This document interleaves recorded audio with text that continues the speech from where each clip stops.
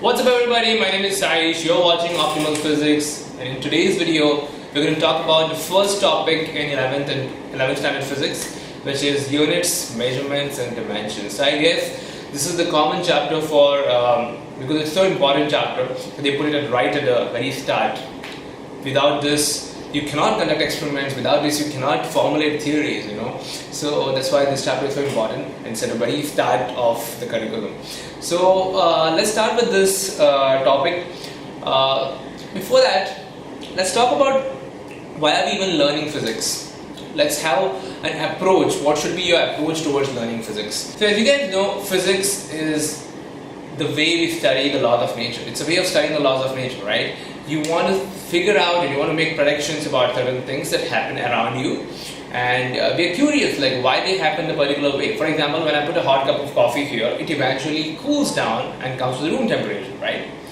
If I accidentally drop this cup of coffee, it will fall down and spill all over the place. It doesn't happen that all the spilled over coffee will come and collect itself all by itself and fall back into the cup. It doesn't happen that way.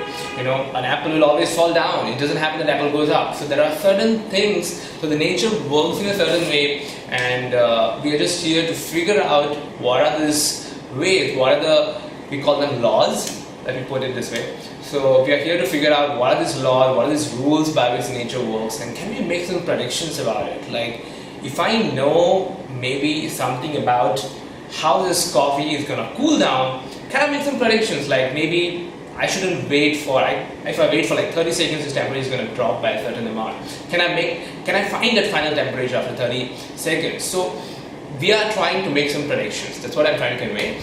And we make observations and come up with theories and laws. Now, observations are probably one of the most crucial aspects when it comes to formulating a theory. Without observations, how can you go about it? You observe something, you tweak the parameters, and then you figure out, okay, this output depends on this parameter more. It is varying directly with respect to this parameter, you're varying inversely with respect to some other parameter. So in order to come up with all these things, you need to make experiments and report these quantities, whatever you're measuring, like physical quantities. Like I'm interested in knowing about mass. I want to know how much mass changed when I tweak some other parameter. So when we talk about how much, what we are doing is we are kind of quantifying this physical quantity, right? And that's where units come into picture. Now you all have used units before, you have used things, this is not something which is entirely new to you. You guys know that length is measured in meters and centimeters, you know that mass is measured in grams, kilograms, pounds, things like that. But what I want you to understand is unit is a way to quantify the physical quantities. And well, if I was a layman and I didn't have any of these tools which are available now, like a measuring scale, things like that, I could use some other units. For example, let's say I want to measure the length of this room and I don't have any equipment. So I could use I could stretch my palm and say distance between the end point from my thumb to this finger. So this I can call as 1 unit and measure the length of this room, right? But if I were to report this unit to somebody else, he won't understand anything because the distance between his palm and end finger it's gonna be different. So it makes no sense to define units like this. So we need something which is standard so that everybody can understand. And that's how, when you talk about units, these units should have certain qualities in them, So I just listed down some of the quantities, you can go through them. Here, a good unit should be easily available. It should be invariable, that means it shouldn't change when you change some other environmental parameters. This unit shouldn't change, it should stay as it is, otherwise it doesn't make sense. It should be universally accepted, it should be reproducible and non-perishable. So if you're anybody who is maybe preparing for the board, maybe they'll ask you these questions like, what are the quantities of a good unit? You should be able to jot down these units, these quantities. Now, when people started measuring things, they developed so-called systems. Now, we have three systems here which are very famous, which is CGS system, MKS system and FPS system. You don't have to, it's easy to actually see how this comes from. CG stands from centimeter, grams and seconds. Centimeter, grams and seconds. MKS stands for meter, kilogram and seconds. And FPS stands for foot, pound and seconds. So there are people who are using foot as a unit of length, and same people used pound as a unit for weight, and second was used as a unit of time. So that system came to be known as FPS system. Now, as you guys know, these things change. I mean, we don't use things like foot, pound in India. I mean, even when you go, if you go to something like UK, they'll use pound, but if you in India, you'll usually use kilogram. So there was this disparity between the way people used units.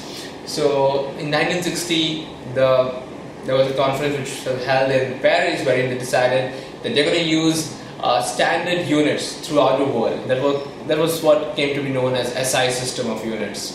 So SI stands for System International. So there are 7 fundamental quantities in SI system, and there are 2 secondary quantities. There are lots of derived quantities. Now, I've listed down here what are the fundamental quantities and what are derived quantities. But before that, you need to understand what are fundamental quantities, what are derived quantities, right? Now, when I talk about things like mass, length, time, things like that, you will see that these physical quantities really don't need any other things to define them. Now, what do I mean by that? Let's take for example speed. Now, when I talk about speed, it's basically the rate at which the distance is changing. So now you have distance and time, because I said rate, right? So you have 2 physical quantities, like you need to measure. So if you want to find somebody's speed, you need to measure how much distance that person covered and how much time did it take. So you're talking about 2 parameters here. You're talking about 2 physical quantities. You're talking about length and you're talking about time. So in order to define things like speed, you need 2 physical quantities. That's why we call them derived quantities, and we say speed is derived from length and time, right? But you will see things like length, mass and time really don't need anything else to define them. When I say something is 1 kg, I really don't need anything else to define what this 1 kg is all about. So it boils down to this. There are 7 fundamental quantities which and 7 fundamental units associated with them. That is what is adopted in the SI system. You will see that here. So if you can see, there are is measured in meter, and the symbol is M. It's not capital M, it's small m. Mass is measured in kilograms, and the unit is kg. K and G are all both small. Time is measured in seconds, and unit is S. Temperature is in Kelvin. It comes after the name of a scientist called Kelvin, and the symbol is K. It's capital K. Electric current is measured in amperes, and unit is A. It is capital A. Luminous intensity, candela, CD. Amount of substance is represented in mole. You guys have probably used this in your chemistry. And symbol is MOL, not MOLE. Okay. So there are 2 other supplementary units which are called as plane angle. You measure that in radians, and okay, so there are something called there are 2 supplementary units. So one of them is plane angle, which is measured in radians, and the symbol is rad, RAD. Solid angle, we'll talk about solid angle a little later, but at this point of time, you just need to understand that solid angle is measured in steradians, and the symbol is SR. Now, these are only 7 units and 2 supplementary units which you're going to remember. That's not a big deal. Actually, as you go through your syllabus, you're going to use temperature in probably heat and thermodynamics class. You don't have to specifically remember that temperature is measured in Kelvin, because you are anyway eventually going to solve so many problems with heat and thermodynamics that you will know temperature is measured in kelvins. So, but yeah, as of now, I would say you remember the 7 units. Most of them you already know, things like luminous intensity and you know, yeah, that's probably something which you don't know. And other things you actually use at some other point of time. These are 7 fundamental quantities, and you have 2 supplementary units which are defined: plane angle, solid angle.